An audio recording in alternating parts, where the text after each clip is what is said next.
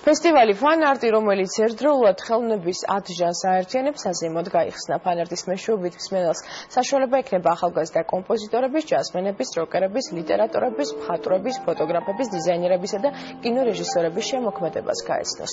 ფესტივალში 15-დან 29 წლამდე ახალგაზრდები მონაწილეობენ. პროექტი უკვე მესამე წელია ტარდება და მისი მიზანი ახალგაზრდების წარმოჩენა და მათი პოპულარიზაცია. ფესტივალი 31 მარტს საზეიმოდ დაიხურება. ჩვენ რთული ქვეყანა ვართ, რთულ პერიოდში ვართ და ამიტომ ესეთი აქცია, ესეთი ფესტივალი, ესეთი ღონისძიება ჩემი აზრით არის ძალიან დიდი შთაგონება ამ ახალგაზრდებისთვის, რომ ყოველი წლიდან წლამდე რაღაც ახალი შექმნან. 8 საფესტივალო დღეა, მათგან პირველი დღე ყოველთვის კლასიკას ეთმობა და ტრადიცია არც ამჯერად დარღვეულა.